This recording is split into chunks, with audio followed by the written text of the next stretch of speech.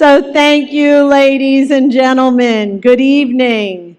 Thank you for joining us for the Gulf Coast Builders Exchange 67th Annual Installation and Awards Dinner. It's truly an honor to have so many leaders of the commercial contracting industry here tonight as we install a new slate of officers and hand the reins of the GCBX chairmanship over to David Cairns, president of Cairns Engineering Group, Inc. Yay! I am Mary Doherty, and it is my honor and privilege to serve as the executive director of GCBX and to call this annual meeting to order. Or, as you may have noticed, baseball is a big part of the local economy. And since our outgoing chair, Brian Lever, with Tandem Construction, is one of the GCs on the new Braves Stadium, this year, why don't we start the meeting by saying, let's play ball. Thank you. So let's get started. We're going to change the program a bit tonight. You may have seen in your program that the first pitch was going to our representative from the 17th District, Congressman Greg Steube. But Congressman Steube contacted me this morning, and he had a conflict with an event for his wife, Jen. At GCBX, we appreciate the time those in public service give to us. So I'm really glad that Greg is balancing his life with his duties in public service. So we have an amazing pinch hitter here with us tonight. Our friend, former Sarasota County Commissioner Carolyn Mason, to lead us in the invocation and Pledge of Allegiance. I'd like to welcome Commissioner Mason to the stage.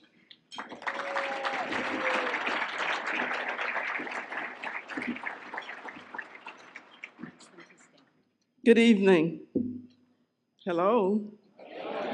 There. There's this little thing here that Mary stands on that I can't stand on. You want me to move it? Heavenly Father, thank you for the opportunity to gather in friendship and fellowship at this 67th annual GCBX Installation of Officers and Awards Dinner.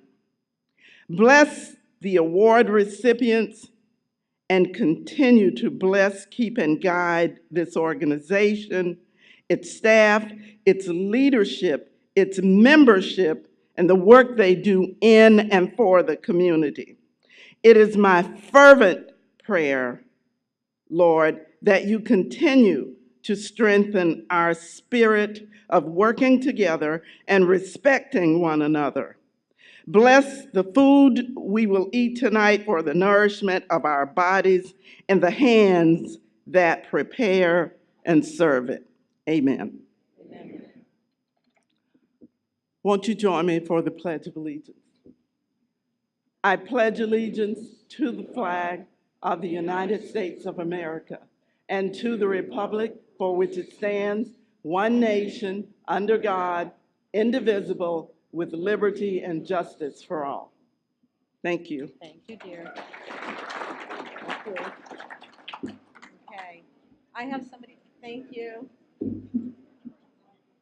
Thank you. Carolyn, thank you for that heartfelt and thoughtful invocation, my friend. Definitely a home run. If I could have everybody's attention again, please.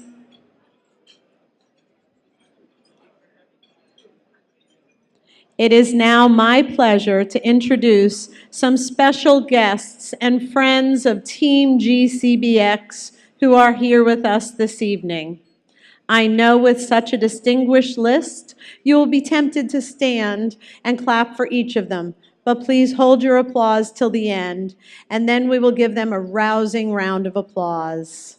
So first and foremost, our keynote speaker, U.S. Senator Marco Rubio. Senator and Manatee Supervisor of Elections, or as we call him, our Supernator, Mike Bennett. Senator and Sarasota County Commissioner Nancy Dietert. Senator Patrick K. Neal, Cedar Hammock Fire District Commissioner Ms. Dee Bennett, Manatee Assistant Supervisor of Elections Scott Farrington. The Manatee County Commission is here with us in spirit tonight, but they are still up in Tallahassee today doing the people's work. We wish them luck. But representing them here this evening is Manatee County Deputy Administrator Sherry Courier, Manatee County Director of Building and Development Services John Barnott, Manatee County Building Official CJ Dupre, and now we also have the Longboat Key Town Manager Tom Harmer, Sarasota County Commissioner Al Mayo, Sarasota County Commissioner Christian Ziegler, Sarasota County Commissioner Charles Hines, who was with us earlier this evening during the reception but unfortunately couldn't stay for dinner, Sarasota County Planning Commissioner Frank Strelick, Sarasota County Charter Review Board member Neil Rainford, Sarasota County Administrator Jonathan Lewis, Sarasota County Director of Planning and Development Services Matt Osterhout, Sarasota County Building Official Kathy Croteau, Sarasota County Deputy Building Official Guy McCauley, Sarasota County Director of Government Relations Rob Lewis, University of South Florida, Sarasota Manatee Regional Chancellor Karen Holbrook, PhD, Go Bulls, Sarasota County School Board Member Jane Goodwin, Sarasota County School Board Member Shirley Brown, Sarasota County Superintendent of Schools Dr. Todd Bowden, Sarasota County Schools Assistant Superintendent, COO Jeff Maltzby, Sarasota County Supervisor of Elections Ron Turner, former Sarasota County Commissioner Carolyn Mason, former Sarasota County Commissioner Paul Caragiulo, former Sarasota County Commissioner and Executive Director of the Argus Foundation, Christine Robinson, Sarasota City Vice Mayor Jen Ahern Koch, Sarasota City Commissioner Hagan Brody, Sarasota Chief of Police Bernadette DePino, Sarasota Deputy Chief of Police Pat Robinson, Sarasota Department Captain John Todd, Sarasota Police Department Captain Dimitri Konstantopoulos, Sarasota Police Department Captain Lori Jarris, Sarasota County Sheriff's Office Captain Dave Scott, Charlotte County School Board Member Kara Reynolds, City of Northport Commissioner Jill Luke, City of Northport Commissioner Vanessa Carasone, Chairman of the West Villages Improvement District Marty Black, Moat Marine Laboratory President and CEO Michael Crosby, PhD, Vice President of Communications and Strategic Initiatives at Moat Marine Laboratory, our friend Kevin Cooper, Sarasota Chamber Chief Workforce Officer Maria Avey, President and CEO of Visit Sarasota County, Virginia Haley, President and CEO of the Bradenton Area EDC, Sharon Hillstrom, President and CEO of Sarasota County EDC, Mark Huey, Sarasota Housing Authority Board Chair David Morgan, Sarasota Housing Authority Board Member John Colon, Southwest Florida District Director for Senator Rick Scott, Leah Pitts, District Director for Congressman Vern Buchanan, Sally Dion, Executive Director, and somebody who holds a very special place in my heart, Executive Director of Teen Court of Sarasota, Heather Todd, and a couple of special guests that are here with us this evening. Dave and Patty Gustafson, who are Albany's parents. You all know as well as I do, Albany's the girl who gets a whole lot of this done. So thanks for the great job you did with your daughter. We certainly appreciate her here at GCBX. Thank you to all our guests for joining us this evening and supporting GCBX. Let's give them a round of applause. So there is one person I would like to introduce separately from the list I just mentioned. And afterwards, I bet you will want to give him a standing ovation, and I hope you will. Ed Hunsecker has been Manatee County Administrator since 2006. In that time, aside from Ed moving Manatee County in the right direction through good times and the Great Recession, we have had the pleasure of sharing many a cocktail and solving many problems. Ed received the Chairman's Award from GCBX last year and was recognized as a public servant who has demonstrated extraordinary service, commitment, and contribution to our community.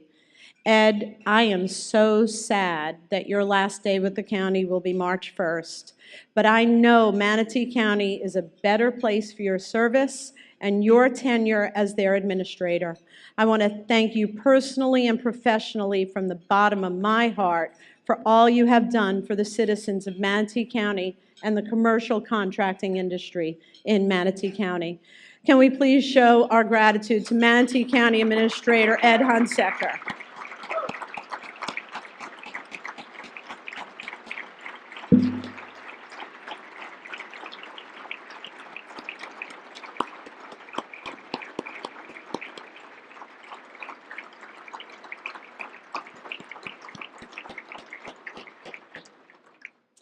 Thank you for that. This is an important evening, and we have a lot to do between hearing from our keynote speaker, United States Senator Marco Rubio, presenting the GCBX Lifetime Achievement Award to a very deserving individual that has given a lot to the commercial contracting industry, Mr. Fred M. Starling, founder and CEO of the Starling Group.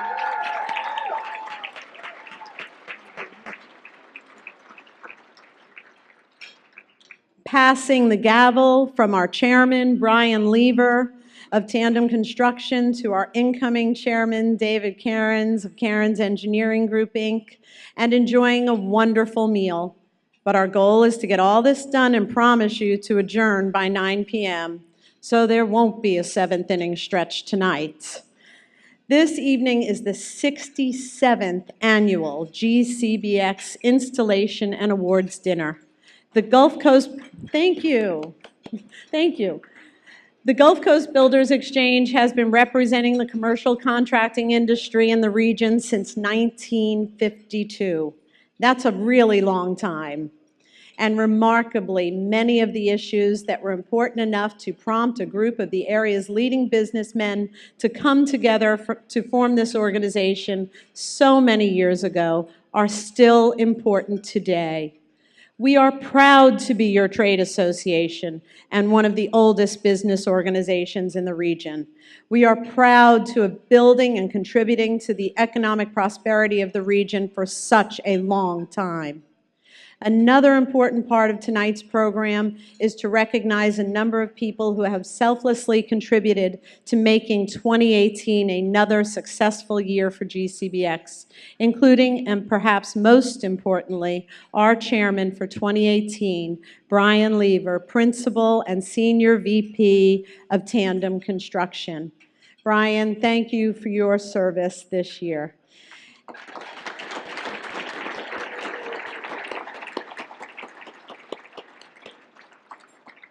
As we all will remember, 2018 was an election year. How could we forget it? Under Brian's leadership, we engaged in a thorough process of vetting candidates and helping to support many of them on to victory. We appreciate their public service and their open door and open mind to issues of importance in the commercial contracting industry, which we all know is one of the main drivers of Florida's economy. Another topic of critical importance in the 2018 election cycle was Decide the Date Sarasota. GCBX supported this issue along with Argus under the leadership of Christine Robinson, the Sarasota Chamber, then under the leadership of Kevin Cooper, and a diverse yet effective group of leaders in their sectors, including the NAACP and the ACLU.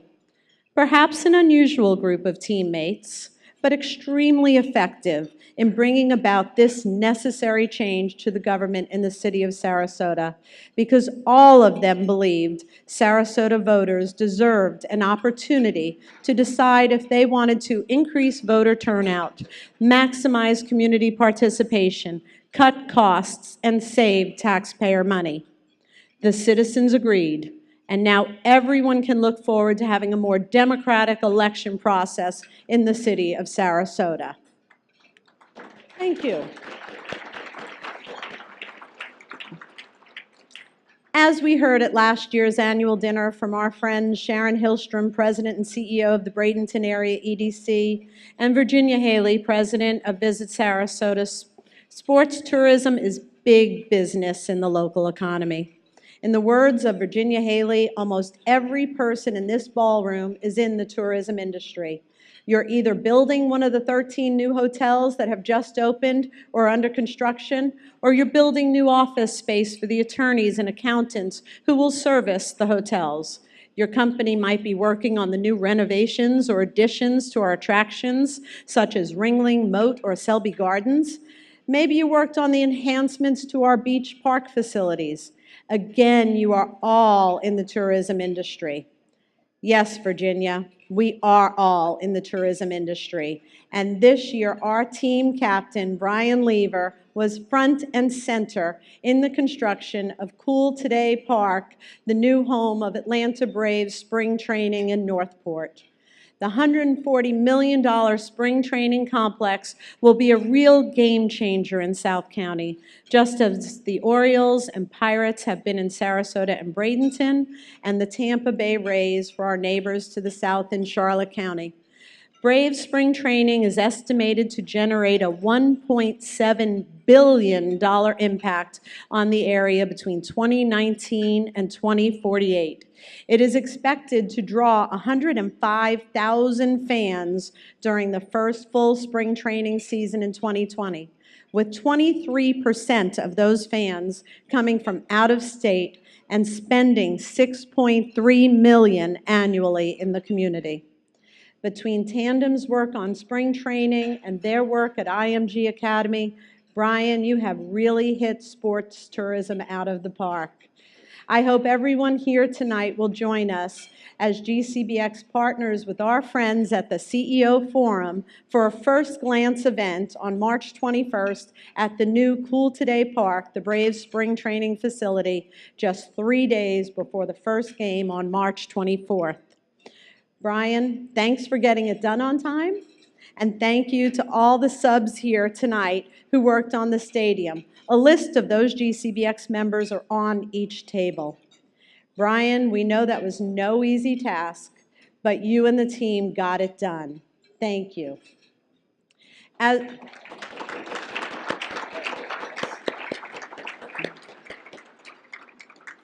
we all know, we are facing a crisis with skilled labor. This is a priority for the board at GCBX. So again, with the leadership of Chuck Jacobson as subcontractor chair, GCBX sought to find solutions to a looming problem by hosting the second annual Construction Rodeo.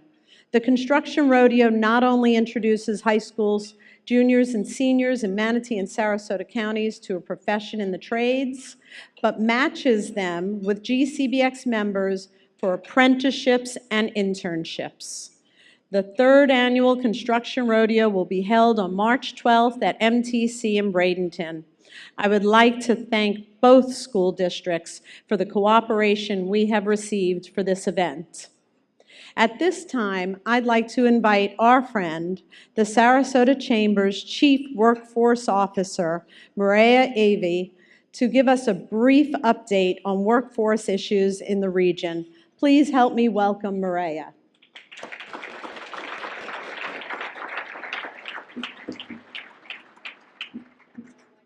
Right? I like following somebody else as short as me. Good evening, everyone, and I'd like to, for those of you that don't know the work that I do, I have been leading Career Edge Funders Collaborative, and that's a private workforce initiative. And the work that we have done in this region has been very focused over the last 10 years. We believe in doing deep dive into whatever industry we're working in.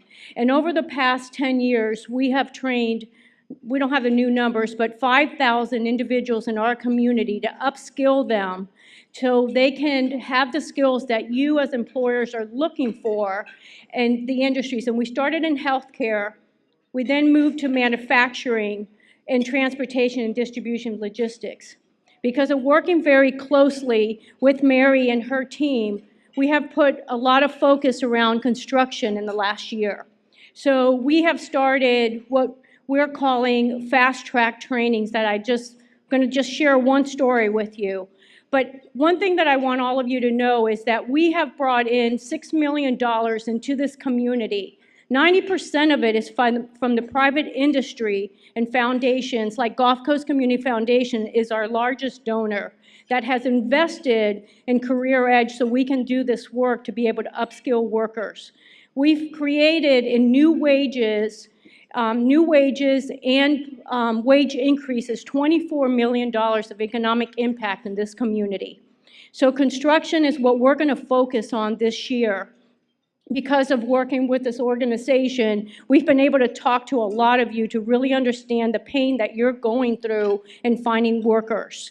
And we have started what we call fast-track programs. That's kind of bucking the system, because employers have come together and said, we want to be able to train the people to do the actual training, like we just started an HVAC program, and it's installation, taking an air conditioning unit out, putting an air conditioning unit in.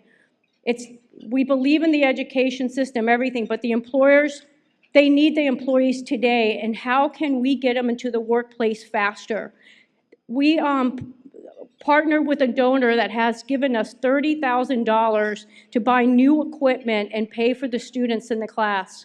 We put out a press release, and we had 450 individuals interested in going into the HVAC industry.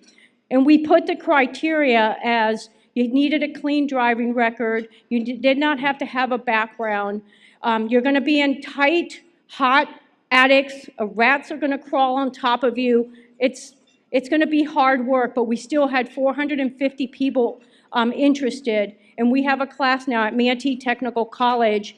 The employer's you're teaching it. You're donating equipment, you are providing the training, and now this has taken off and we're going to start more of them.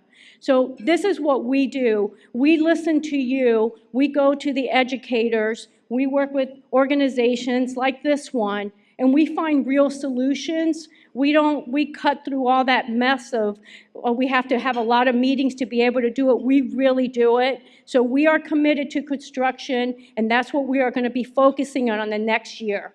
So one thing that we have that I've never done before, and it's on your tables, because we need your support to continue to do this work. There are donation cards on your tables that you can fill out that will go, and the money goes just back to training the individuals. Like I said, we're training 12 in HVAC, and it's cost us $30,000 to be able to do this. So we need your support, but your support is also working with us, so we need to be able to work with the educators. So thank you. Thank you.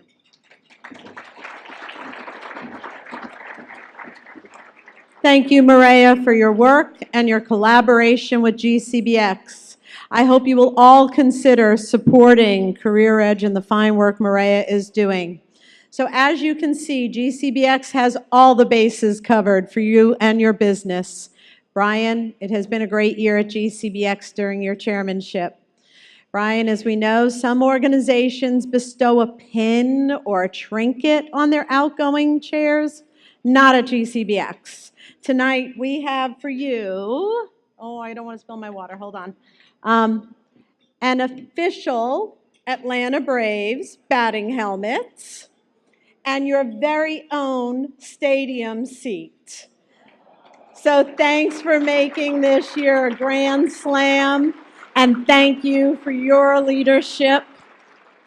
At this time, I would like to ask Kat Hughes from the Business Observer, tonight's presenting sponsor, to join me on stage to introduce Senator Supervisor Mike Bennett. Kat is the executive director of the Business Observer, which published its first edition over 20 years ago, started in 1997, covering the Sarasota-Manatee area as the Gulf Coast Business Review. The newspaper has grown since to cover 9 counties along the Gulf Coast, from Polk to Collier counties. As part of the Observer Media Group, the Business Observer remains the only locally owned business publication covering this region. Please help me welcome Kat to the podium.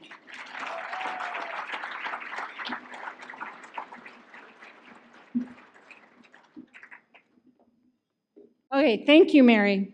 It's a pleasure to be here with all of you, but I have a question. Are you tired? I was doing a little research for our top contractors issue that we're publishing in a few weeks, and here's what I know. You all have been busy. So big, new, beautiful buildings are nice, but it's the stories behind these projects that we love at the Business Observer. How you all fought through the downturn to write your own comeback story. How you find creative ways to manage the labor shortage that plagues all industries right now, but particularly yours. And lastly, how you create companies that produce excellent work in project after project as you all build our community, literally. So hopefully you'll take a moment tonight to relax, celebrate all of your accomplishments and hard work, and then get right back to work tomorrow. Okay, so speaking of great stories, up next is someone who has a million of them. We know him as many things: a veteran, a contractor, a developer, and of course, a public servant. He served first in the Florida House of Representatives, then on the Florida Senate, where he was president pro tempore. He stayed there until he reached his term limits in 2012, but a glutton for public punishment, he went right back into office as our supervisor of elections for Manatee County.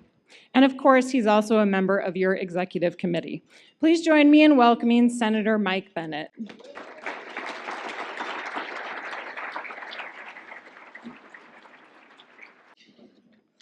I got to tell you, I cannot tell you how thrilled I am to have Marco Rubio join us tonight. I met Marco in 1999. I was going to run for the Florida House of Representatives. And I got a call from this guy from over in Miami. He said, I'd like to come over and meet you. And Marco Rubio brought me the first campaign check I ever got from an elected official.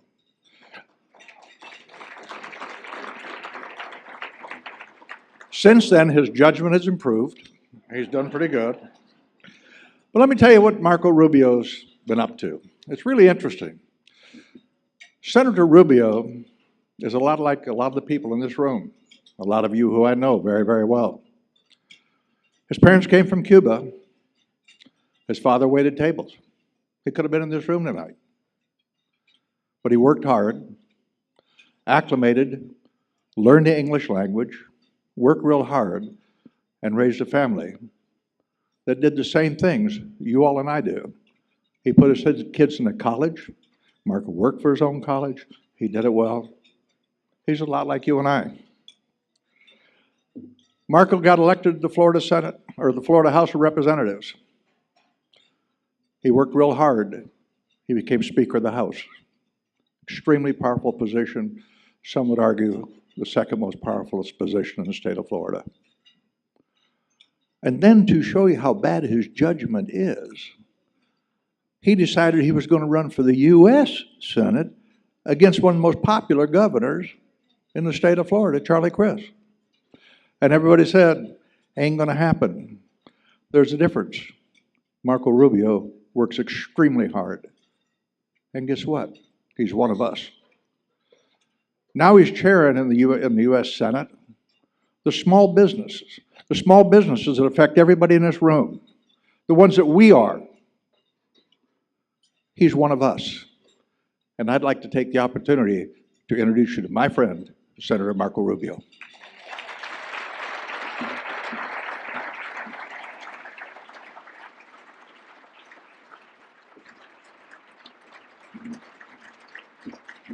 Thank you. Thank you very much. I appreciate it. Thank you. Thank you. Thank you very much. So first of all, it kind of timed up perfect because we were looking for a new supervisor of election in Broward County, and I'm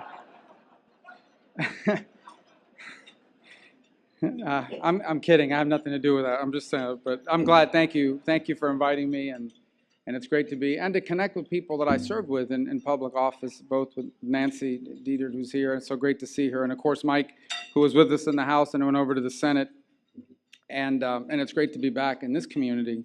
I love it because a lot of times when I go around the country or whatever, it's one of the communities that has they either have been here, they live here, they know. We actually have had a couple of my colleagues who either own real estate here, come here vacation. So it's good because it gives us a link to them and to what's important to our state. One of the issues that I know has been very helpful with is the water issue. Now, I keep having these senators come up to me and say, hey, what are you guys doing about that red tide and the algae bloom issue and all that? And for a while, well, why does these people from Montana care about that? Or why do these people from Idaho keep asking me about it? And then it dawned on me, these guys have apartments there, or they visit down here. So it's a pretty good thing. We have these rent-a-senators around the country who also care about Florida issues. And you have the world's leading research facility here in this community. I had a chance to visit today and Moat Marine and go through some of the things that are happening, and it's really important. So I had a choice when I came here today. I said, what should we talk about, just like the state issues and just get them to talk, or should we go bigger and just talk about the state of affairs at what I think is a very unique time in our nation's history? And the first one's a lot easier, but the second one I think is more interesting, so I'm going to do the second one. And the second one is, let me start with this preface, okay? I just came from overseas. I flew to Colombia for a day to visit the Venezuelan border, and I came back. And every time I go overseas, these are great countries. These are really good people. My wife is of Colombian descent. Bogotá's a phenomenal city. Obviously, Venezuela, not so much right now. They're facing huge challenges. I didn't go into Venezuela, but every time I come back, even if it's just for a day, it reminds me of how blessed I am to live in the United States of America. Now, that's a throwaway line. People always say it all the time. God bless America. We have the greatest country in the world. There has never been any place in the history of mankind better to live than 21st century America. That's not an opinion. That is a fact.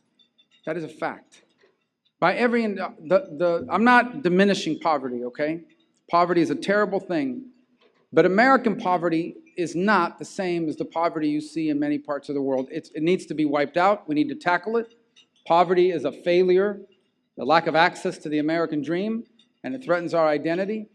But just from a relative point of view, I want people to understand in many countries in Latin America, if you are wealthy, you have a private security company 24 hours a day. You live behind big high walls with barbed wire and all sorts of things because it's not safe. And you see these people that live in Florida for 3 months or 4 months out of the year because they don't have to have any of that in the United States. So by every measure, not only is it the greatest place to live in all in human history, when people say, well, I don't know about that, there's got to be somewhere that's better, I ask you, what nation would you trade places with? What country do you look at today and say, I wish we were them? I wish we had what they have. Because you won't find one. You really won't. Maybe you'll find a country that you think has some economic things going that are better, but you can't give your opinion. You don't get to choose your leaders. You could go to jail for saying the wrong thing, and vice versa. There is nothing like this country anywhere in the world. And the reason why it's important for us not just to understand that, but also to instill it in our children, is because the greatness that we enjoy today is the direct result of decisions and sacrifices that were made by people that were in the places we are in now before. That means past generations that made difficult decisions and undertook extraordinary sacrifices. And today we benefit from what they did. Which goes to say that while we are a great country with incredible freedoms and prosperity, none of this is self-perpetuating. This doesn't just happen on its own. We're not entitled to this. We have to earn it in each generation. And the time has come for us to do that again. We live in a very different time. First of all, we are living in a period of the most dramatic and rapid change that mankind has ever known. If you go back 120, 150 years during the beginning of the Industrial Revolution, it was incredibly disruptive. In the mid to late 1800s, the majority of Americans basically lived and subsisted off agriculture, and the clothes you wore, the shoes you wore, and most of the products you used were largely made by shopkeepers and small-time merchants in your town. And then industrialization happened, and it allowed us to make things rapidly, quickly. And it changed the world as a result. And America was behind in industrialization when it first started, but we ultimately embraced it. and it was very disruptive. In the span of 50 or 60 years, a significant percentage of our population moved out of the countryside and into cities. The cities were crowded. There were children working in these factories. People were dying. There was disease outspread. There's all sorts of challenges that came with industrialization. Entire industries were wiped out. Okay, it was not good to be in the the dressmaking business at the turn of the century because textiles were becoming industrialized. It was not good to be in the horse-drawn carriage industry because automobiles were about to put you out. That's a fact. But industrialization ultimately is something that because we embraced industrialization despite how disruptive it was, and by the way, there were forces in American politics that didn't want us to, but because we did, and because we dealt with the consequences and the bad parts of that sort of rapid change, America was able to contribute to victory in World War I. Without that industrial capacity, there is no way that we win World War II, none. There's no way that we could build planes and tanks and ships as quickly as we did without industrial capacity. And the result is the American century. From the end of the Second World War until the day we live right now, this nation has lived a period of not just geopolitical influence, but economic prosperity unrivaled by any nation at any time in the history of all of mankind. And that's a fact. Now, but the world is changing again. And it is changing faster and in a more disruptive way than even the Industrial Revolution. And our policies are not keeping pace. And the first change has been that the economy is truly globalized. And that has good aspects to it. That means that there are now countries around the world that can afford to buy the things that we make. And it's also a challenge. It means there are now workers that are able to do what Americans once did at a lower cost. It's been disruptive. Trade can be a very good thing. And it is true with economists, if you just look at it from a pure standpoint of trade, the market always finds a more efficient outcome. And so a bunch of jobs that were once done here go to a place where that job can be done cheaper and faster. And the argument back is, and don't worry, new jobs will be created to replace the old ones. It frees us up to do what we're best at. That's a good theory. In reality, the people who are filling the new jobs are not the people who lost the old ones in a lot of places. That's a challenge. The other challenge is for the first time since the end of the Cold War, 25 years, we have a near-peer competitor on the global stage. We haven't had that. In fact, most of the people in public office today do not remember a time when America had a near-peer competitor, another country that can compete with us. We do now. Because about 10 or 15 years ago, an assumption was made that China, once they got rich and once they got prosperous, would become just like us. And we woke up one day and realized they're getting rich and prosperous, but they're not just like us. They don't care if you have a patent, they'll steal it if they don't force you to transfer it to them. And they don't care about coming into a community and with a state-based company and undermining you at lower prices. They don't have to make a profit. They're backed by the state until they put all their competitors out of business. And so geopolitically, they're a challenge too. They are expanding their military capability. They have no intention of building 10 aircraft carriers. Those are too expensive. They are investing their money in building rockets and missiles that cost a fraction of the price of an aircraft carrier but can blow one up from far away, which means our aircraft carriers have to be stationed further and further away from the theater of operation, which means that eventually they want to reach a point where they can tell everyone in Asia, I don't care what paper America signed that said they're going to come to your defense, they're not losing an aircraft carrier over you, Taiwan, Japan, South Korea, you name it. So you might as well fold your cards and give in to what we're asking you for. And they are racing ahead of us in a number of critical industries. 5G. A lot of people think, well, that's just about being able to see movies on Netflix faster. And it's not. All of the cutting-edge industries of the 21st century will depend on 5G, all of them. Driverless cars, roads that talk to the cars, the Internet of Things, additive manufacturing, all of it will depend on 5G. And here's why I tell you that matters. If whoever leads the world in 5G will set the 5G standard that every industry that uses 5G will have to meet. So just knowing what we know about the way China operates now, if they set the world's 5G standards, you know which companies are going to be the ones that are going to lead the world in the 5G-dependent industries? The Chinese companies. And we are going to be the country doing the cheap labor for them. We are going to be the country who are going to be shipping them food while they ship us high technology to the extent we can still afford it. This is a real threat. It's real. And the result is that the time has come for us to make some pretty dramatic choices. On the economic front, probably the most disruptive part of it has been, there was a time, and Mike alluded to this, my dad was a bartender. He worked banquets, events just like this. He also worked as a painting contractor off and on for a while as well. My mom was a stock clerk at Kmart, a cashier. She did a bunch of different jobs, a maid in Las Vegas, the 6 years we lived there. My parents, with those two jobs, owned a home. We took a vacation once a year, not a European vacation, but a vacation, and retired with dignity. Today, those two jobs do not make enough to live or to own a home in most of the communities in Florida. Now, why is that? It is because the cost of living continues to rise. We have new things that we now have to pay. And certain jobs are not keeping pace. Others are. Now, is there prosperity? Absolutely. But there's a problem. You cannot judge raw macroeconomic numbers in the 21st century the way you did in the old economy. You have to have growth. It's the difference between me and the left. Okay, they believe that the free enterprise system will never be fair, and so it's government's job to determine the outcomes.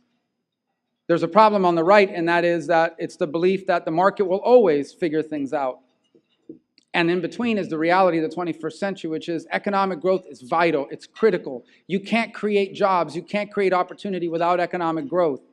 But because the architecture of our economy has changed, growth no longer flows the way it once did.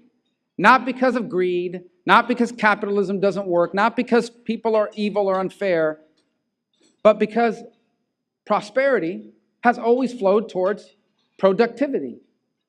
If your job is valued in the economy and in its structure, you get paid a lot. You're valuable. And if you're stuck in an industry that isn't growing and doesn't have those architectural opportunities, you get left behind. So what happens when you have industries that are blowing up and jobs that are absolutely more productive, but you also have a lot of legacy jobs that are just devalued and continue to decline in productivity and in value? And the result is what we're facing right now. We have pockets in this country of extraordinary prosperity. And we have communities that have been gutted from the inside out by the loss of the jobs that once sustained them. It's easy to go to those people in a mill town in Ohio or in Pennsylvania and say, well, why don't you learn how to code? Why don't you go back to school and become a software engineer? Try saying that to someone who's 44 years old, has lived in a town their entire life, and once they learn how to code, they got to move to California or Austin, Texas. I am blessed to have grown up, and I still live in a working class neighborhood. I understand I'm a U.S. Senator, I'm one of 100, but I'm telling you, that's infused in who we are, my family. By the way, I always love saying, you guys will understand this very well. I know, like, one of our best friends is a paving contractor, and this guy makes good money. Every year makes a lot of money, and he's as blue collar and he's as working class as you get. And the reason why I tell you that is because it's a mindset that's different. The people who say that about coding, they're not evil, they're not wrong. There's nothing wrong with that. I'm not saying they're bad people. They just don't understand. For someone like that, moving away isn't just moving away. Moving away means you leave behind your support network.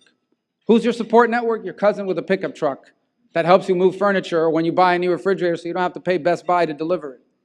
Your mom, your dad, or your extended family that watch your kids so you can take your wife or you can go out with your husband for a date one night. That's my support network. That's one of the reasons why we haven't moved my family to Virginia or D.C., because I'm not leaving all that behind. Well, now imagine that times 50.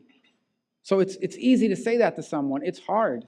And what happens when you do that on a mass scale across the country? You begin to have some of the resentments that have built up in this nation, where you have a significant number of people that keep reading about how great things are and how good things are going to be, but not for them. They feel left behind. Added to that is something you already talked about tonight. And that is that at some point in the last 20 or 30 years, we decided that unless you got a 4-year degree and wore a suit and tie to work, you weren't smart and you weren't successful. And so across this country, on a massive scale, we have told every kid graduating from high school, you're either going to college and getting a 4-year degree or you are a loser. And so as a result, you have a bunch of people going to college and getting degrees and doing great. and you have a bunch of people going to college, getting a degree, borrowing money, and then they get out and they can't find a job with that 4-year degree. And they owe a bunch of money for it. Meanwhile, in high-paying job after high-paying job, we have chronic and severe shortages. I was in Jacksonville on Tuesday at a school that teaches welding. And the average welder in America today is 51 years old. And we have massive shortages. And we still, now locally here, you have one of the best programs in the country. And not just that, by the way, air conditioning repair, electrical work. And I always tell people, listen, you go fix air conditioning, because in Florida in the summer, if your air conditioning breaks down at 2 in the morning, you can charge whatever you want. Whatever you want. I'll go without eating for 3 days to get that thing going, you know. But we have these chronic shortages in all these trade and skilled, and we have 8 million working age American men out of the labor force. Some for longer than 5 years. And it reminds us that work isn't just about money. Dignified work is not just about money. If it was just about money, then what's the difference between a government check and a job? The difference between a government check and a job is the dignity that comes attached to a check that you earn by getting up in the morning and doing something productive. I've seen it with my own eyes.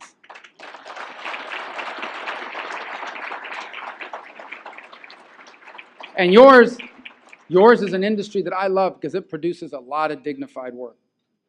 Not just good paying jobs, work that involves dignity, that allows people every day to go out and do something and work hard, and they love what they do, but it gives people a sense of pride that their productive capacity is making a difference.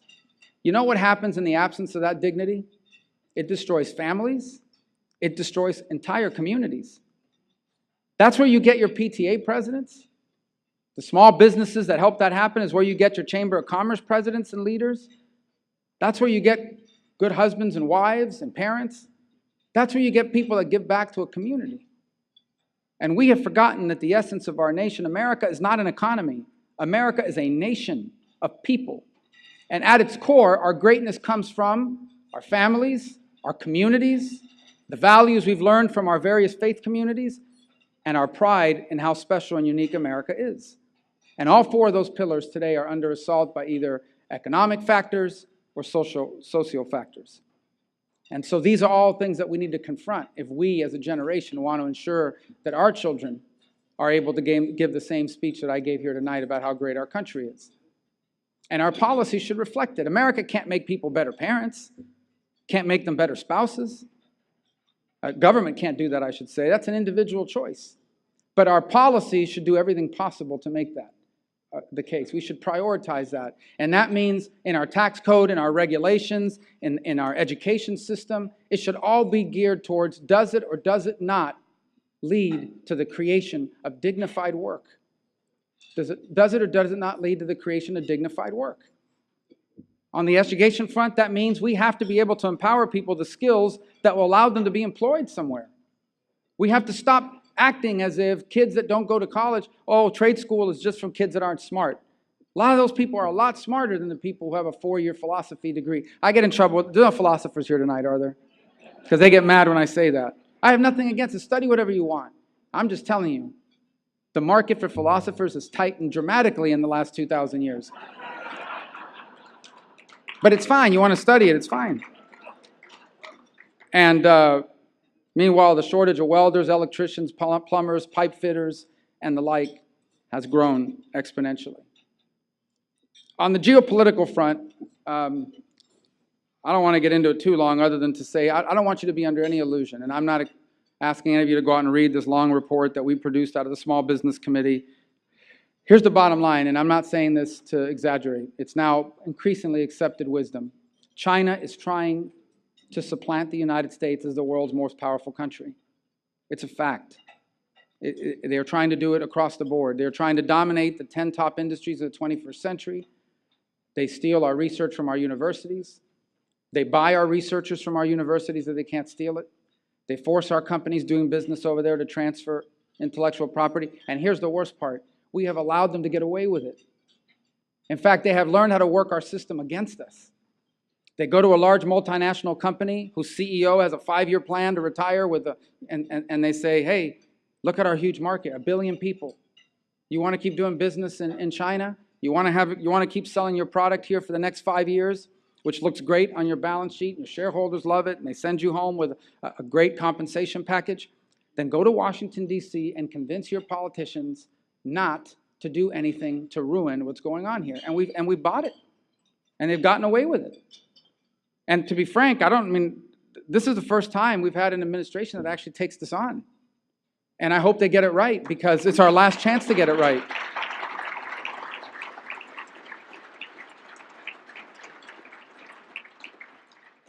But they are trying to supplant us.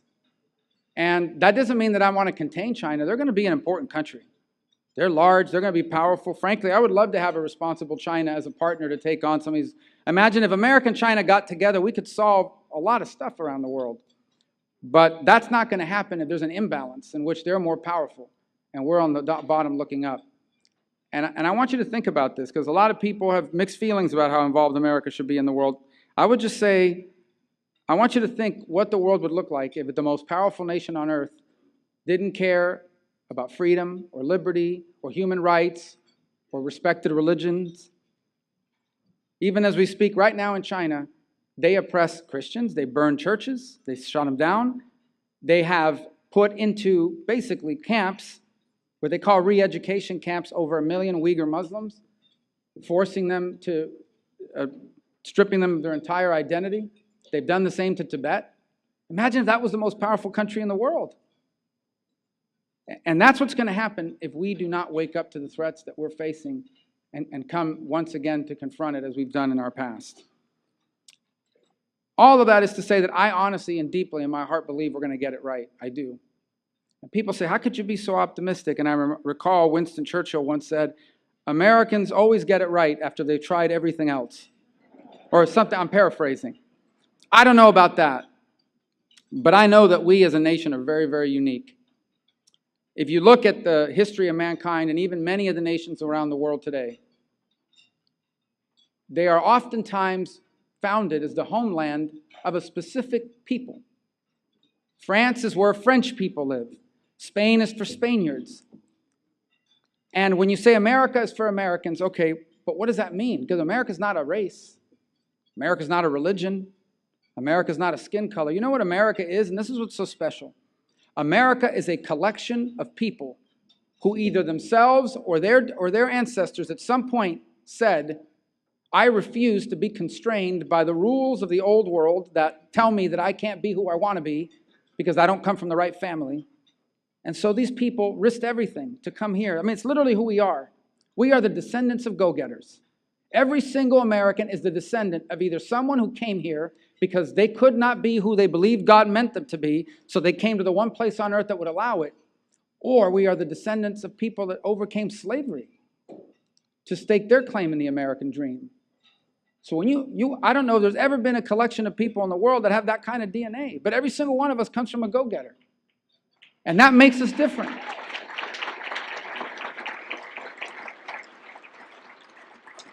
And so it doesn't surprise me to hear about some of the businesses here tonight that started out of somebody's pickup truck or garage.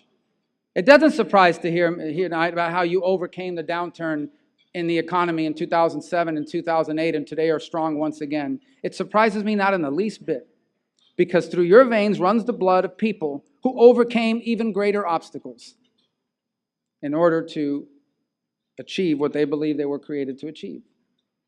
And that's why I have so much confidence in our future, because that's who we still are. I believe that with all of my heart. Now, we are a free people. We are a more diverse people than we've ever been in our political views. And frankly, we have a culture and a media climate that likes conflict and loves to drive it. So good news gets less coverage than it's ever gotten. Bad news, because the ratings are better for it. I understand. And by the way, because we're free people, when we argue and we disagree, we do it in front of everybody. We do it very loudly. We do it very openly. We do it very repeatedly. Because that's part of comes freedom. And there's a threat to that. Totalitarian governments go around the world and say, look, America's in chaos and all these other free countries are in chaos. But they don't understand that from that is actually our strength. Because don't pretend that in these other countries there aren't differences of opinion. There are. There are. The problem is you either shut your mouth or you leave. And when they leave, they come here many times or try to. So I still think that despite all of the things that you hear out there about bad news, we are still that incredible nation that literally changed the course of human history. The time has come for us to do it again. The challenges we face today are different, but they are important for us to confront because they will not solve themselves. And I am confident that if we can do what needs to be done, if we can realign our economic policies, not just to strengthen the macro economy, but to do everything we can to incentivize the creation of dignified work. If we can confront the global challenges that are confronting us, if we can remember that America is not an economy or a government, it is a society made up of families and communities and civic and community organizations who every single day are out there solving problems, every single day. You have community groups out there solving problems. They're not sitting around waiting for the government to show up. If we can remember all of that and fight to preserve it, then despite our differences, I honestly believe that the greatest days our nation has ever had lies before us. In fact, I believe that we have a chance, if we do what needs to be done, for our children to be the freest and the most prosperous people that have ever walked the face of this earth. And that's why I thank God that I have the opportunity at this moment in my life to serve in public office and to try to make a difference in that direction. And I'm grateful to the people of Florida for giving me the chance to do it. And why I'm glad to be able to talk to you about it tonight, because the industry you represent is an industry that is often, they don't make a lot of Netflix movies about builders and contractors. They don't make a lot of television programs about it. But that's the heart and soul of our country. Not just the building trades and the contractors, but the small business activity that many of you represent. Almost virtually no company here was ever going to be featured on the front page of the Wall Street Journal or lead the news on CNBC. I don't know how many of you are publicly traded, but probably not many. But the backbone of our country are these family-started, family-owned, small business doesn't mean unprofitable, by the way. You can make a lot of money with a small business, but businesses in which the people who started it don't just still run it and own it, they're invested in the community. That's what I love about small and mid-sized businesses. They're invested in the community. You hire from the community and you give back to the community because it's your community. A big company comes in and we'll give you $5,000 for the scoreboard at the park because they think they need that to get their zoning approved or whatever. I used to do land use and zoning, so maybe we did that a few times. But my point is that back when we used to have franchises for cable, remember that? Remember the franchises for cable, only one cable company? And they always, the scoreboard at the park was always named after that charter company, whatever had the, but the truth is that these companies invest in the community, and many of you do, and are making a difference, not just because it's good for business, but because you live here. Because you've always been here, and you'll always be here. And we need to encourage more of that activity as well. And if we get all those things right, then I want you to believe what's true, and that is that we have a chance to leave our children better off than ourselves, which is what Americans have always done for the next generation. We have a lot of work to do to achieve it, but I believe we will.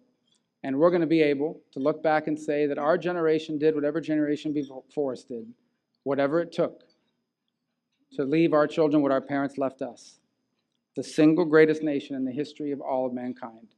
And so I thank you for the chance to speak to you. God bless all of you. Thank you. Thank you very much.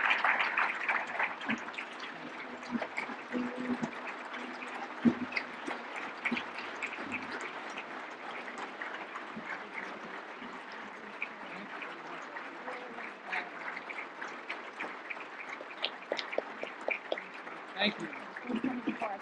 No, it's perfect. I think it's a phone made in China. Thank you. I appreciate it. I'm kidding. I'm joking. Thank you very much. Thank you so much. Thank you. Please understand that the next time I invite you all back, and I invite Senator Rubio back, it'll probably be about 6 years from now, and I hope you would all join me for that fundraiser that night as we run him again for President of the United States. Thank you. I'm going to sneak him out as soon as he has a bite to dessert, because I know he loves his dessert. I'm going to sneak him out. He's got a long drive home. Wow, now you're back with me. I mean, how do I really follow that? Senator Rubio, thank you for being here with us this evening, and thank you for your service to the state of Florida and our country.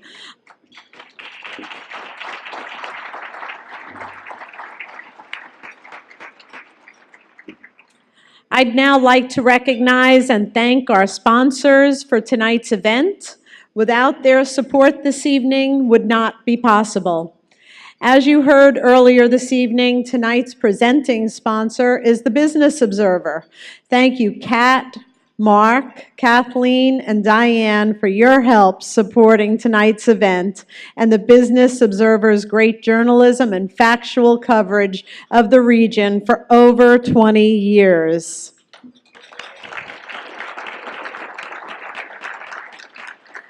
Our award sponsor tonight is Gulf Shore Insurance. I'd like to welcome Dave Whistle and Joe Thompson to the stage to tell us a little about Gulf Shore Insurance. Dave and Joe, where are you at? There you are, thank you. Can you please help me welcome them to the stage?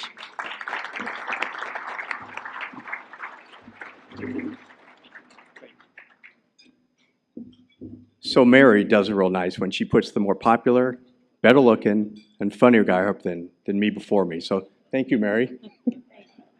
My name's Dave Whistle, client advisor and partner at Gulf Shore Insurance. But before I go any further, I do want to take a moment to thank Mary in Albany. She's probably running around here somewhere, but certainly hats off to you.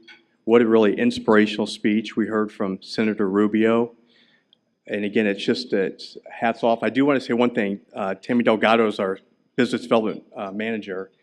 And I got to tell you, over the last few years, since we've been members the last few years, she's made numerous comments to me that of all the associations that she works with, and there's got to be at least 30 or 40, I'm similar to this throughout our agency that we work with. This is by far the most organized, well-run, pleasure to do business with association. Please, so Tammy, she's made that comment many times. Thank you so much. Please, wonderful. It's funny, there were two words that were described tonight, and Senator Rubio used one, it was called growth, and then Mary used another one, collaborate. And it's ironic because those are the two of the words I was thinking about, at least running the theme of the night.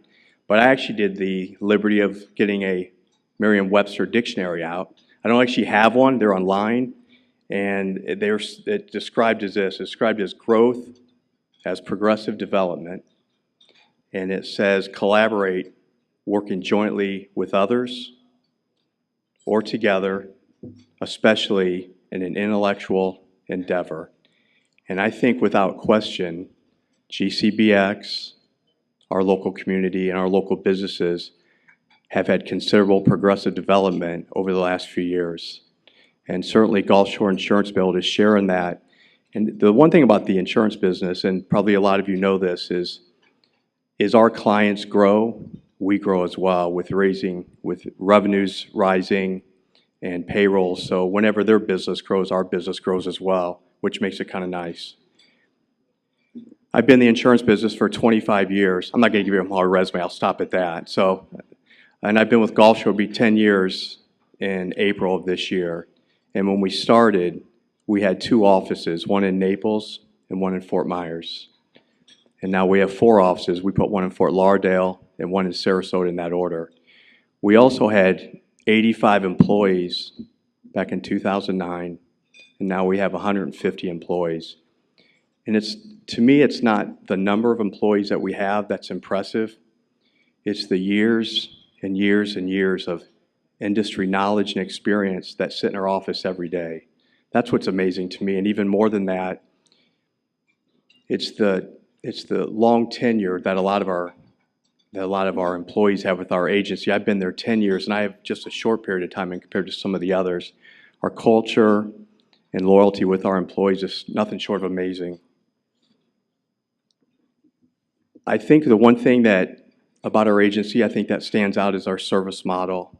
Evidence of we have a fully staffed claims department in our office. And as I walk through the claims department, I hear our claims people advocating and fighting every day for our clients. They're the voice of our clients. They're doing things such as, setting up claims with the insurance company, trying to take as much off our clients' plate as possible. I hear them hashing out reserves, and I think all of you who buy insurance and understand what I'm saying can have a appreciation for this. I hear our people, hashing out with the insurance company to lower the reserves the best they can and close claims in a timely manner. But what they do when after that's done is they get back with our clients, they report the information to them. The last call I ever want to get is a client call me and say, Dave, you paid those people $100,000 and I didn't know anything about it. I never want to get that call, and I think that's one thing that we do is we're able to pass that information back along to our people.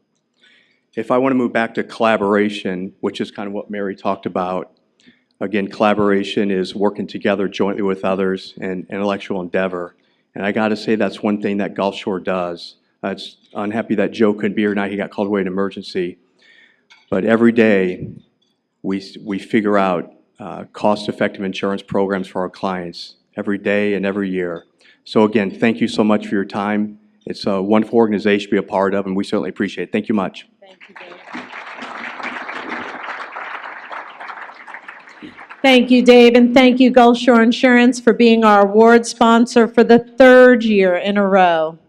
I'd like to recognize tonight's dinner sponsors: Benderson Development, Core Construction, Creative Contractors, Inc., Everglades University, Gator Grading and Paving, Gulf Coast Signs of Sarasota, Gulf Shore Insurance, High Associates, iCard Merrill, Interior Logic Group, Mullets Aluminum Products, Inc., NDC Construction Company, Neal Communities, 180PR, PGT Custom Windows and Doors, Quest Design Group, Inc., Sarasota Ford, Service Contracting Solutions, Souther Structural Steel of Florida, Sutter Roofing Company of Florida, Tandem Construction, Waste Pro USA, and Willis Smith Construction. I'd like to especially thank the spring training teams in the region, the Pittsburgh Pirates, the Baltimore Orioles, the Tampa Bay Rays, and the Atlanta Braves for their support of tonight's event. Thank you to all our sponsors for their support of this evening's event. Let's give our dinner sponsors a round of applause. Also, thank you to our many table sponsors who are listed in tonight's program. I'd like to recognize the valued Keystone members of GCBX. The Keystone members of the Gulf Coast Builders Exchange provide critical resources for GCBX to make it through all 9 innings and sometimes into extra innings in carrying out its mission for the commercial contracting industry. Additionally, the marketing opportunities that are offered to GCBX members are great value and provide a real bang for the buck. This program continues to be more successful each year, so it is with special thanks and appreciation that I recognize our top-level Keystone members, beginning with our exclusive Diamond Keystone member for the past 6 years, Benderson Development. Todd Mathis, Director of Development, please come up and receive this Diamond Keystone Award on behalf of Benderson Development. Let's please have a big round of applause for Benderson Development. Thank you, hon. Thank you. Oh, okay. I have to get off the box. Oh, okay. I was going to have a picture with Todd on the box. Okay, thank you. That's always the funniest picture of the night every year, no matter how high the heels are. So now I'd like to thank our Platinum Keystone sponsors. As I call your names, please come up and receive your Platinum Keystone Awards. High Associates, Sarasota Ford, Tandem Construction. Yay! Thank you. In addition to the Diamond and Platinum Keystones, we have Keystones at the Gold, Silver, and Bronze level. All these Keystone members are leaders in the industry and are listed in tonight's program. Let's give all our Keystone members for 2019 a huge round of applause.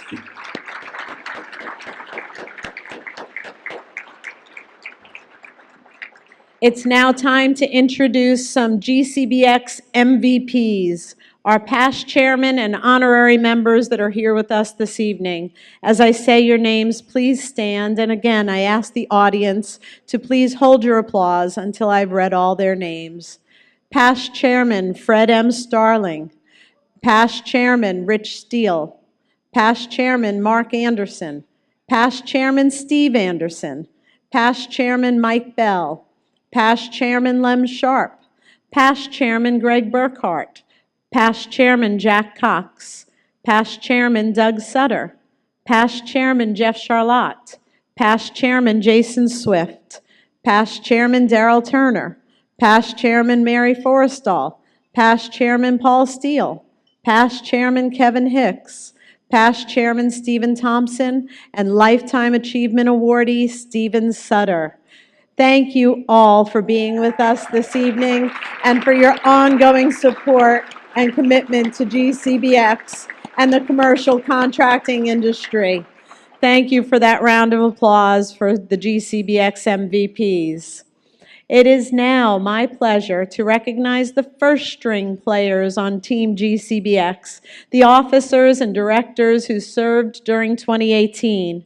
As I say your name, please stand, and again, please let's hold our applause until the end after I recognized everyone. The members of the GCBX Executive Committee, Chairman Brian Lever, Tandem Construction, Chair-elect David Cairns, Cairns Engineering Group, Inc., Vice Chair Mike Bennett, Bright Future Electric. Secretary Mark Freeman, McIntyre Elwell Strammer, General Contractors. Immediate past Chairman Kevin Hicks, Gator Grading and Paving. And our Treasurer Bill North, HBKs, CPAs, and Consultants. So can we please have a round of applause for our Executive Committee?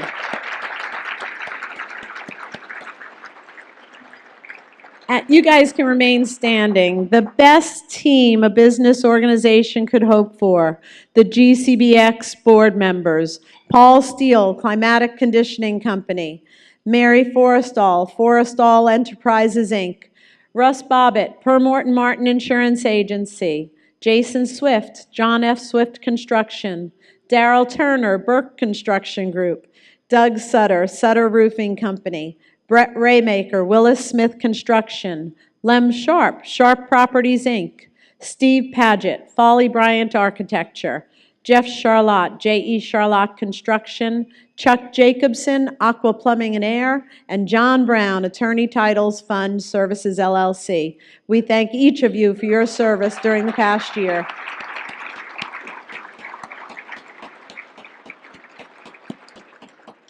Another very important group of individuals who volunteer to make GCBX successful are our committee chairs. I'd like to recognize each of them and ask them to stand as I say their names. Again, please hold your applause till the end. Events Committee Chair Kent Hayes, Tandem Construction, who unfortunately could not be here with us this evening. Membership Committee Chair Bob Blakey, Coastal Wealth, the Division of Mass Mutual. Education Committee Chair Jared Hawkins, Atlas Insurance. Subcontractors Council Chuck Jacobson, Aqua Plumbing and Air. Government Affairs Committee Chair Paul Steele, Climatic Conditioning. Communications Committee Chair Josh Helmuth, Likes Insurance. Governance Committee Chair Paul Steele, Climatic Conditioning. And Golf Committee Chair Rich Steele, Climatic Conditioning. Please join me in giving these outstanding volunteers a big round of applause.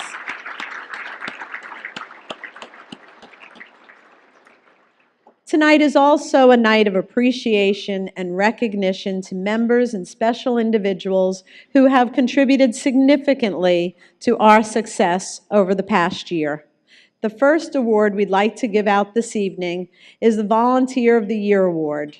This award is presented to a GCBX member in appreciation for their unselfish contribution and dedication to the Builders Exchange and our mission. This year's winner is Cindy Appel, Core Construction. Cindy, please come forward to accept this award and our deep appreciation for your contribution of time, energy, and creativity in 2018. Cindy was actually volunteering at the registration table for this event tonight. Cindy is one of our go-to volunteers at GCBX. We know we can always count on Cindy to assist with every event with her big smile and boundless energy. She helps make every event a success. Let's show Cindy our appreciation with a big round of applause. Did we surprise you? Thank you so much.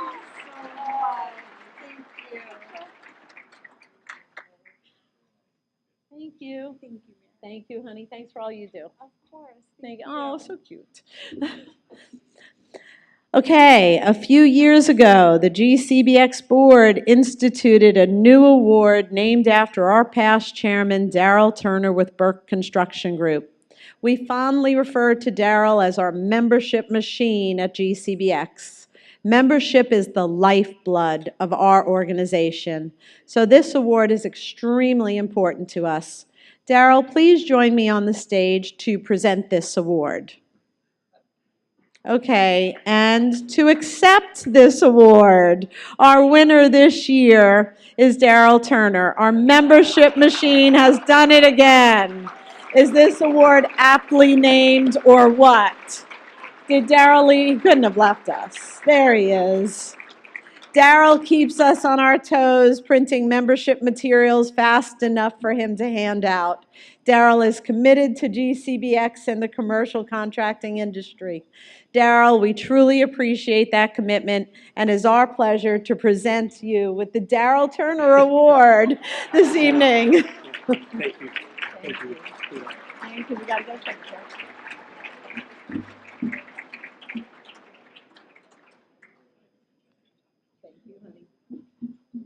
It's so much fun when that happens. It's so much fun.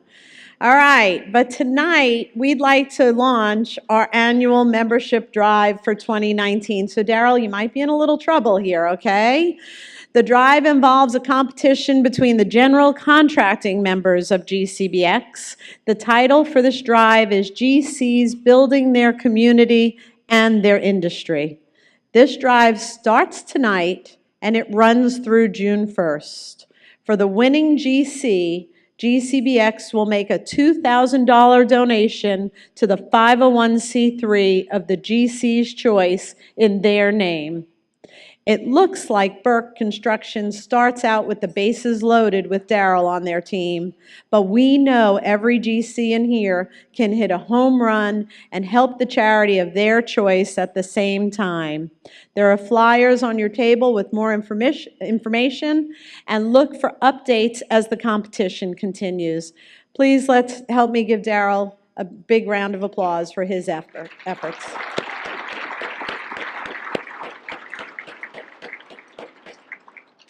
So, it's now time to present the Chairman's Award for 2018. This award will be presented by your chairman, Brian Lever. Brian, would you please join me on stage for the presentation of this award? As is our custom every year, it's the honor of the chairman to present the GCBX Chairman's Award. This award has evolved to have a very special significance to GCBX and the chairman each year.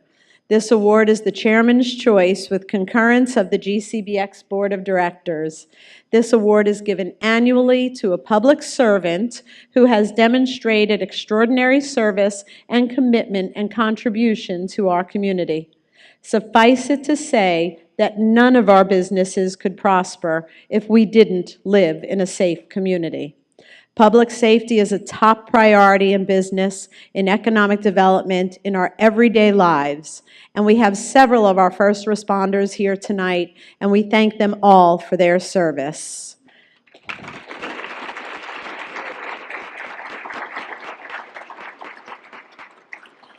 This year's awardee exemplifies public service. He also happens to be a fellow alum of the leadership program at the Kennedy School at Harvard University. Might have had something to do with the recommendation letter. He is always only a phone call away, whether it's a problem with crimes that have occurred or a need in the community. He understands the value of law enforcement cultivating and establishing relationships with every sector of the community and its citizens. He's there whenever there is a need, and most especially if the need involves the youth in our community. He has deep roots in Sarasota and within GCBX, from growing up with GCBX members Travis Mullett and Chris Parsons to our chairman's mother actually working with him at SPD. I couldn't be prouder of this year's winner. He truly has a special place in my heart. Mr. Chairman, would you like to announce the 2018 Chairman's Award winner? Do I get to use the box? You do. All right. Yeah, I get to use the box. All right. So this year's winner is Pat Robinson.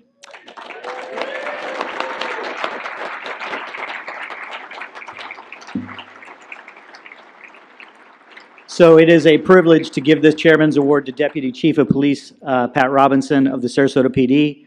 Pat is an outstanding representative of Sarasota.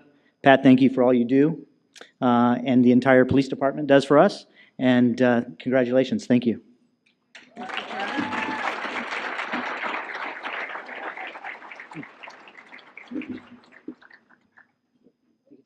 Oh, I get to say a few words. Oh, he wants a picture Oh, first. picture first. Yeah. Do you want to stand on the box? Yeah.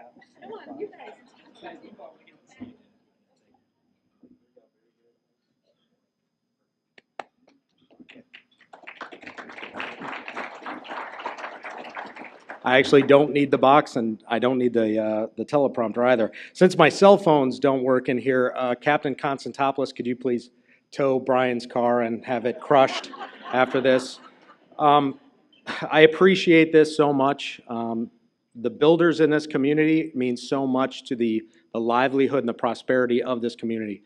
Having grown up just south of the city of Sarasota and survived the economic downturn of the mid-2000s, I can tell you that everything you do every day matters. Every building you put up, every street you rebuild, all the infrastructure you're putting in place, it makes Sarasota a better place.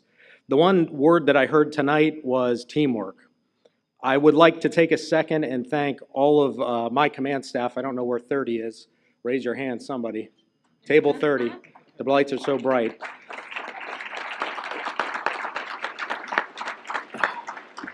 You know, although I'm winning this award, I can honestly tell you that just like all of you in this room know that own a business, very, very successful businesses to be part of this community and this organization, it's all about the team.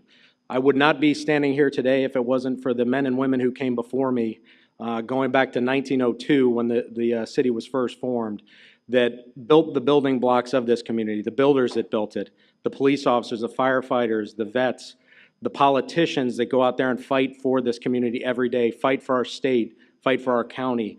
But I can tell you something. I'd like to just close with this. Something that the senator said. This is one of the biggest honors I've ever received, and quite frankly, the biggest surprise I've had in a long time. So thank you, Mary. Appreciate that. And my wife, who held this in for a number of months.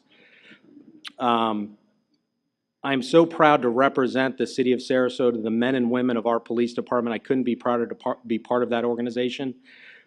We are so incredibly lucky to live in a country like the United States. And as the senator said, where else would you go? Well, I can tell you, where you're going is where everybody wants to be, and that's Sarasota. The Gulf Coast of this state is building every second of every day. Where do people want to come? They want to come here, and I couldn't be proud to serve you, your communities, your businesses. Thank you so much.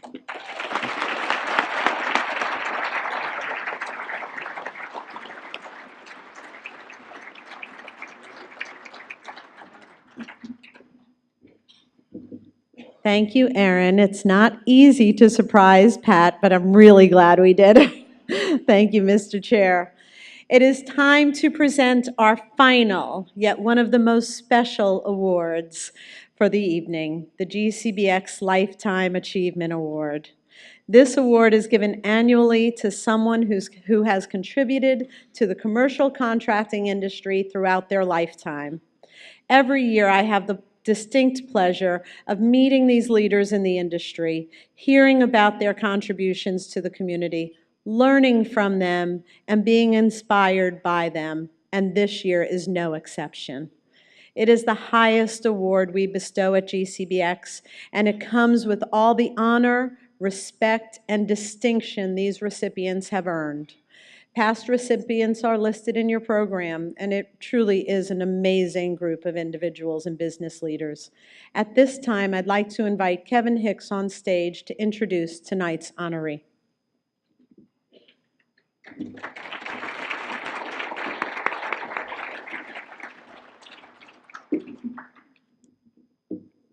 I am going to slide it over. Oh, you can sign it. Because I don't think Fred will need it either.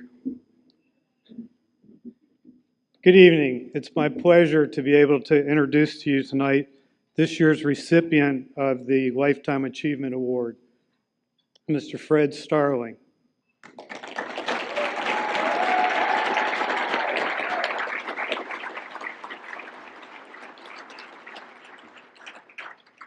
Fred is a native of Central Florida and a graduate of the University of Florida. And I just say, go Gators.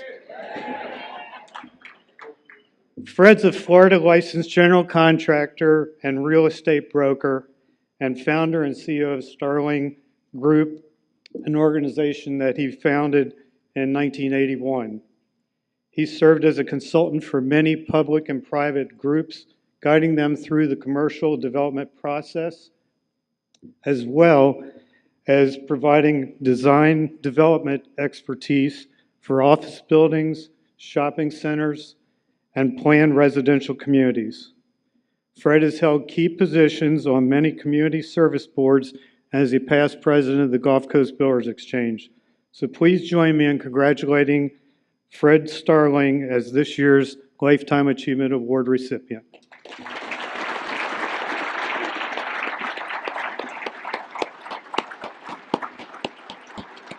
If I could ask you to please, yay.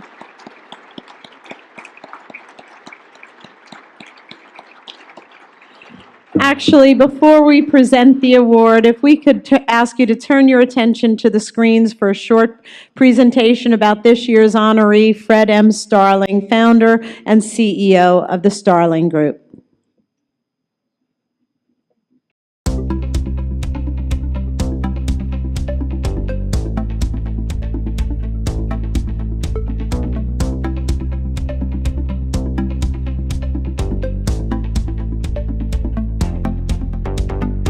Grew up on a farm in Lakeland, one of 6 kids, so we all worked the farm. After high school, it came time for college, University of Florida, and agriculture seemed to be the path to go. I did get my degree from the University of Florida in agriculture. Graduated in '74. Had no desire of working a farm, but used my degree, went to work for International Mineral and Chemical in Fort Meade.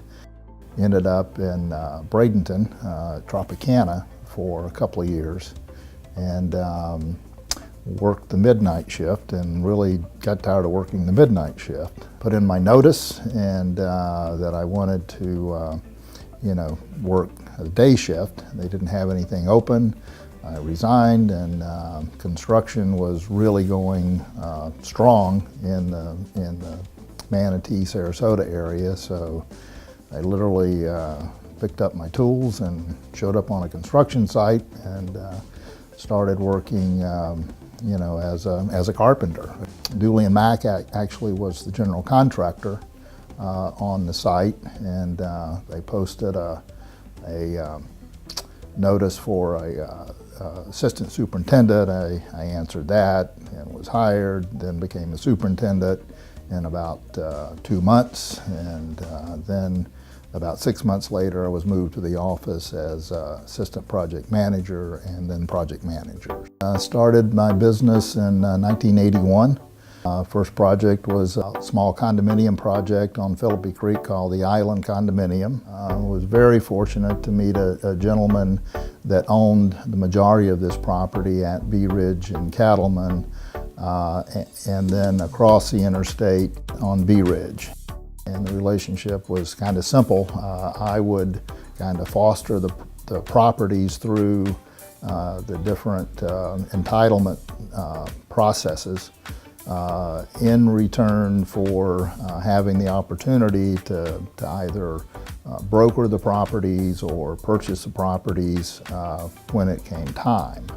The Ale House Restaurant was the first building that was on the property, and from there we kind of moved north along Cattleman Road and developed some properties there. Years before meeting Fred, I worked for the Chris Craft boat companies, which were housed in the Plaza del Rio building, which was Fred's first major construction project. I've been with Fred Starling for over 25 years. I met him in 1993. I am not a micromanager, so when I hire someone, they're there to run their department. And while we do oversight, obviously, they're there to do their thing. Whenever I had a meeting with any of his people on a given job or something, I was always impressed with their professionalism and their attitude. I mean, I came to realize that all the people that worked for him had a pretty darn good esprit de corps. Fred ran a happy ship, and that impressed me, being an old Navy guy, you know. The 10th of the month comes, my subcontractors get paid. And if I'm not paid by the owner, I will advance the money, pay my subs, and then wait to get paid. And what that's done, it's created a group of loyal subcontractors.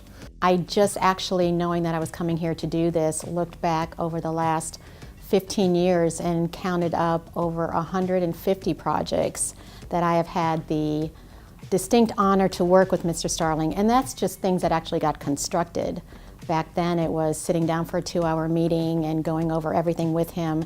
Now he hands me a napkin with 3 lines on it and we produce a building from there. Some of my favorite projects are medical projects. He built my facility right down here on Bee Ridge, next to the Health South complex. Fred, as part of the process, was one of the candidates certainly to bid. We had to bid it out. And we're talking about a 75,000 square foot building, 250 people, all high paying jobs. And within 24 hours, he had all of the right people from the county in my conference room over here on Cattleman, our old home. We've been fortunate to do a fair amount of work with Intercoastal Medical Group. The physician offices do require a certain level of skill to make sure the offices are well built and silent in each room. The diagnostic facilities require specialized building to shield from radiation, and in the case of an MRI, shield from magnetic substances around the MRI machine. We've done that successfully for a long time. One of my favorite projects was working with Sarasota Military Academy. We needed a new classroom building at the campus downtown on Orange Avenue.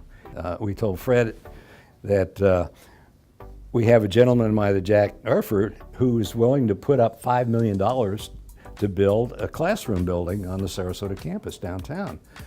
And Fred said, well, I know Jack Erfurt pretty well, and as a matter of fact, as it turned out, Jack had already contacted Fred and said, I'm going to give SMA some money to build a new classroom building, and I would like for you to build it. During that process, they talked to us about a campus that they wanted to build for their middle school. And lo and behold, he said, well, I know who owns some property out there, out Fruitville Road, across from the Founders Club, near the church and so on. And he said, I think that might be available. He put together a turnkey package that included buying the land, the design, the permitting, the construction, the whole thing. And so he started working that in January of 14. And by August of that year, he was complete and school opened for the prep school. It was amazing. And there wasn't a soul on the board except maybe me at the time that said, he can't do this in that time. It's impossible. He did it. He did the impossible. 56,000 feet and 5 buildings. So that was a fun but a little stressful project. When he looks you in the eye and he tells you something and he shakes your hand There's no going back. He will live by it regardless of what the circumstances are. I try to balance, my business life with some nice, fun outside activities. And then obviously you have the personal side too, where you have family. My daughter, Kate, is working for the company. She received her MBA from St. Edward's College in Austin, and she immediately came to work for us. She's been here right about 3 years. And she works in different departments, but mostly she works in the construction side. She's become our kind of permitting guru, so to speak, which is a challenge today, trying to get permits out of our municipalities. Today, Fred, you're being honored for your Lifetime Achievement Award, truly deserved for your contribution to the commercial real estate world in Sarasota and Manatee counties. It's been amazing to watch him negotiate and put deals together over the years. He's passionate about what he does, and of course that leads to excellence. And everything he does, he tries to do as best he can. And the underlying message with Mr. Starling is take care of my clients and remember there's a budget, which I tend to forget sometimes. You have assembled a magnificent portfolio of office properties, somewhere in excess of 800 or approaching 800,000 square feet. We really don't go anywhere else but to call Fred when the next time we need a building. And it obviously is a great tribute to his leadership and his management skills. You are one of the area's most reputable and largest general contractors. So for that, you are truly deserving of tonight's award. You know, my career here in Sarasota, Manatee County, has been great. I could not imagine having a business, raising a family, having the cultural advantages and just numerous outdoor activities. I just can't imagine being in a better place than, where we are here on the west coast of Florida. Hey Fred, congratulations on your Lifetime Achievement Award, and thanks to GCBX for honoring Fred. Congratulations, Fred. Couldn't happen to a nicer guy. Congratulations, Fred, on a job well done. It's been a pleasure always working with you. Thank you very much, Fred, for everything you've done for not just for me, but for everybody in this company. We really, really appreciate it. Thanks, Fred.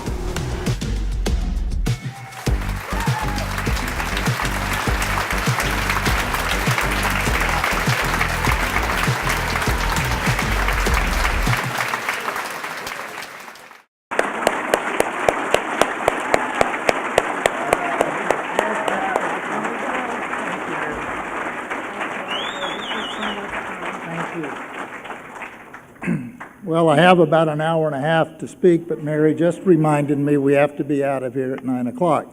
I want to thank everyone that participated in this award. I can't, go around the room, which I could, and probably go to every table and pick out someone that has been a part of my life and a part of my career, and I really, really appreciate that. Kevin called me several weeks ago and said, well, are you going to be in town on February the 21st? And I said, well, he probably wants a golf match. So I said, yeah, I'll be there. And then he said, well, the Gulf Coast Builders Exchange would like to present you with the Lifetime Achievement Award. And I said, well, Kevin, I'm still alive. Am I still eligible? And he assured me I was still eligible. And I assured him that I have more years to be here and participate. As I said, there's a lot of folks I could thank tonight. I'm going to single out two, and I'll be brief. First is a gentleman that I've known for a number of years. He's been in the Sarasota area for over 50 years, working in the construction industry. He ran the day-to-day operations of my construction company during the good times and during the bad times, and a true gentleman, and my friend, Mr. Boyce Blackman.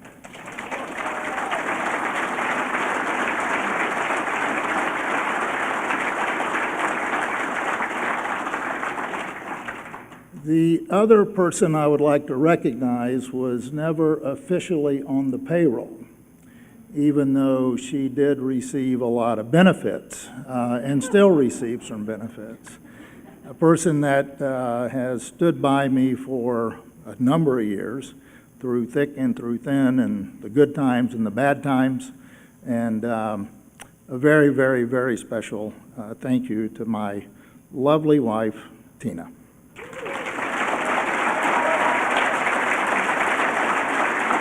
Thank you.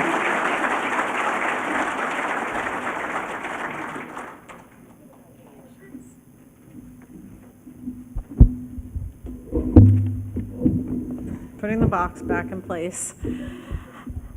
So, I mean, when you hear stories like that, you just see why I consider my role at the Builders Exchange to be such an honor and a privilege to work and serve the folks who build these businesses and build our community.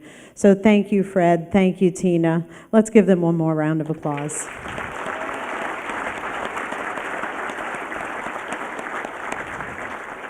So now to one more important issue before we pass the gavel and adjourn for the evening. It's time to certify the election of the board members for GCBX for 2019. I can't move forward with this part of the program without saying that this year is bittersweet. We have two amazing board members rolling off the board this year. Doug Sutter of Sutter Roofing and Jeff Charlotte of J.E. Charlotte Construction. And we can give them a round of applause.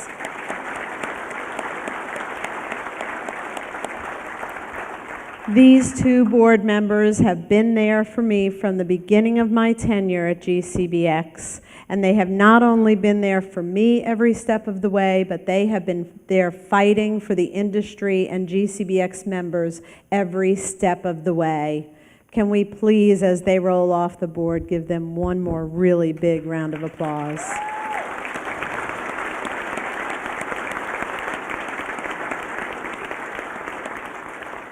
So at this time, I'd like to call on our board member, John Brown, to certify the results of the election of GCBX board members for 2019. Mr. Brown. Mr. Brown is stage left over here. Congratulations, Fred. Very well deserved. The Governance Committee has determined that a quorum for the election of 5 members to the Board of Directors was present in person or by proxy. The votes were tabulated, and the results are that the following persons have been elected by the membership to serve 3-year terms on the governing board of directors of the Gulf Coast Builders Exchange.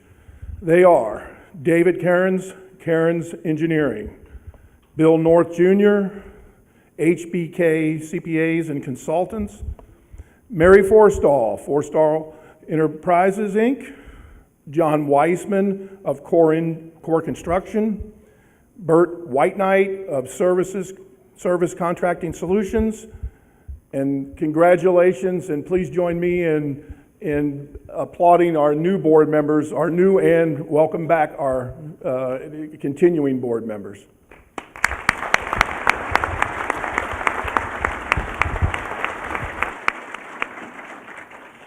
Our final order of business for the evening. Brian, it's time for the official passing of the gavel. So it is with the deepest appreciation for a great year that I now turn the program over to you. Thank you. Thank you. Do I get a hug? Sure. Let's hug it out. Thanks. Thank you, Mary. Before I officially pass the gavel to David, I want to thank a few people tonight. First of all, my amazing wife, Catherine.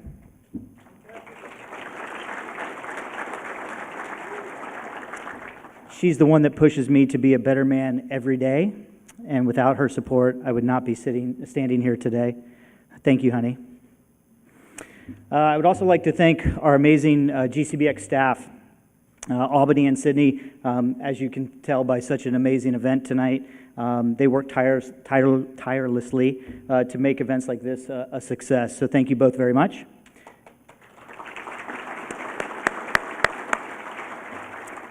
And during this year, I had the opportunity to work alongside Mary very closely, and it has been a real pleasure. Thank you, Mary. She continues to raise the bar for our organization and the industry as a whole. She makes the chairman's job look easy, and I appreciate that very much. Thank you, Mary, for everything you do for GCBX.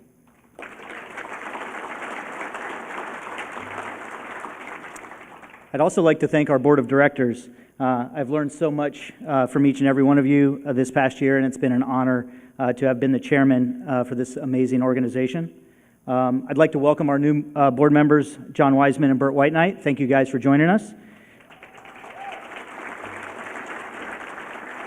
And I'd also like to say a very special thank you to Doug Sutter and to Jeff Charlotte. You will both be missed very much. However, our board meetings will be a little quicker and a little quieter. So we do appreciate you guys very much. Thank you.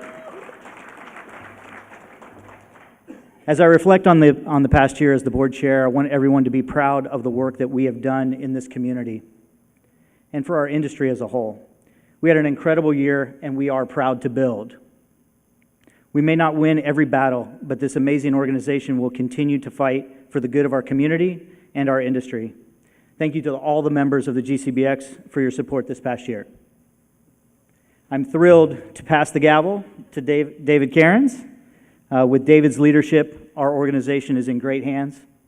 I wish you the very best during your upcoming chairmanship. Thank you, everyone.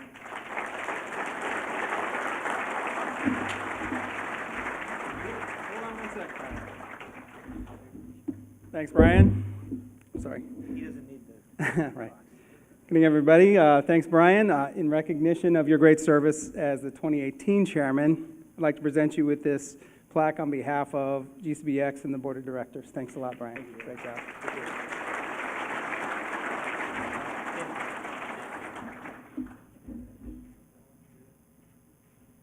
Thanks.